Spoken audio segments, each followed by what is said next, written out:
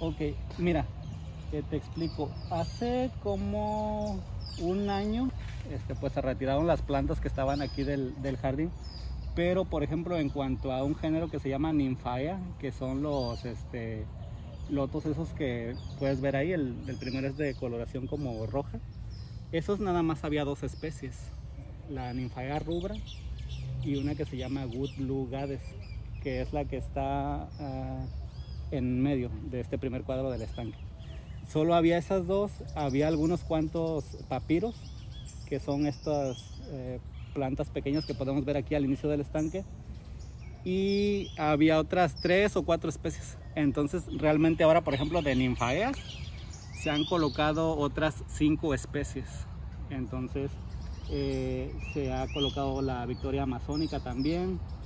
Se ha colocado esta plantita que se ve aquí muy pequeñita, donde está la placa negra, que es la Limnocaris flava, que es una planta que viene de Asia, por ejemplo, y tiene una historia bien interesante porque en Asia se comen diversas partes de la planta y ha sido una planta muy importante en la cultura oriental, por ejemplo, en eventos tan catastróficos como la Segunda Guerra Mundial, donde esa planta sirvió como alimento para toda la población que en ese tiempo pues padecía muchas hambrunas, ¿verdad?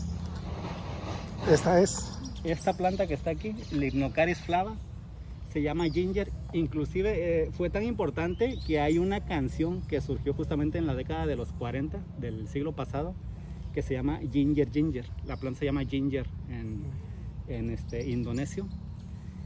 Entonces esa canción pues habla de cómo la planta pues alimentó a toda la población durante ese tiempo. Del otro lado del estanque tenemos el papiro egipcio, que es pues digamos los primeros pergaminos de papel con los que escribían en la cultura egipcia, salieron de esa planta. Vamos para allá, sí, te digo que los antiguos egipcios pues eran los papeles que utilizaban para escribir sus manuscritos. Estos son. Fue el primer papel utilizado, digamos, para escribir. Reacondicionamiento para que la mayoría de los ejemplares fueran exhibidos. Por ejemplo, aquí ahorita tú puedes ver 20 especies diferentes aproximadamente.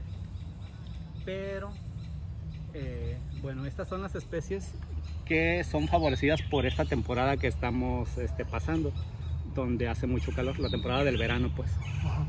Durante el otoño algunas de estas se van a quitar y se van a poner especies diferentes. Tenemos otras 4 o 5 especies diferentes que se acoplan más bien a pues el agua fría y se van a intercambiar. Y por ejemplo la Victoria amazónica de aquí no se ve, pero es una planta que le gusta mucho el agua caliente. Entonces ella va a empezar el frío y las hojas se van a empezar a deshacer. Entonces vamos a tener que retirarla y llevarla, y pues vamos a meter la planta nueva que sí se adapte mejor al frío.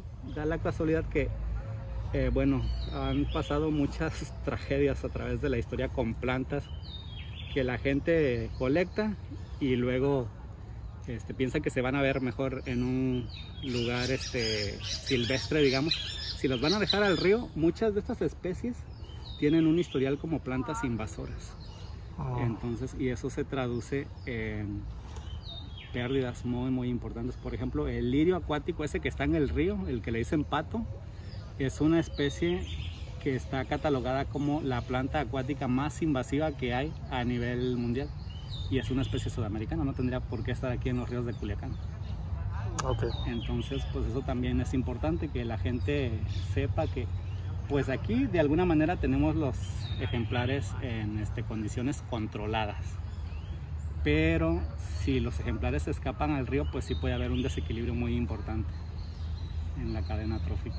¿Qué otra especie más se considera plaga invasora?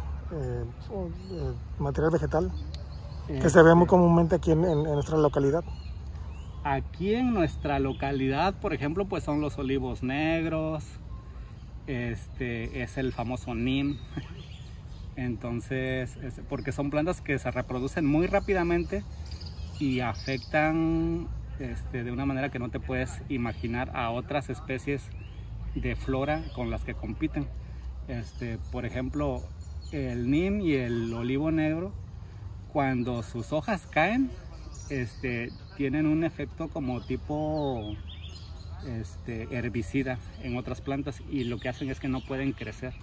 O sea, no pueden crecer más semillas alrededor, y eso hace que poco a poco las manchas de olivo negro se vayan extendiendo y la flora,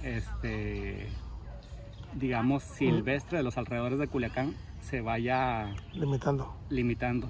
Así es. Inhibe el crecimiento de plantas nativas. Sí, así es. Y son muy exitosas, y pues luego aquí no tienen, ¿cómo te diré? Organismos que las depreden. Entonces, pues crecen sin límite. Es como aquí también en el estanque teníamos un pez, bueno, supongo que ahorita Silvia te va a ahondar al respecto, pero los plecos o peces diablos o limpiapeceras también son considerados especies súper invasoras, porque no tienen depredadores naturales aquí, y esos son los peces que la gente utiliza para limpiar sus peceritas, y ya cuando crecen, pues por motivos, digamos, sentimentales, no los quieren matar. Entonces lo que hacen es, pues si bien nos va, vienen y los avientan aquí, ¿no? En el estanque, que como está controlado, te digo, pues no pasa nada. Pero si los llevan al río, sí se ponen a competir con las especies de peces que sí son nativos. La recomendación es que no hagan eso. Que no hagan eso. Un poquito más de 1800 especies en este momento. ¿De todo el mundo? De todo el mundo, sí. ¿Y de climas? De todo el mundo. Pues los climas son los climas que tú puedes ver aquí en Culiacán. O sea, se ha intentado traer, por ejemplo, algunas especies de pino que están en las cercanías y no funcionan, porque el frío sí es un factor limitante. Como aquí no hace mucho frío, las especies no se desarrollan como se tendrían que desarrollar. Okay. Muy bien.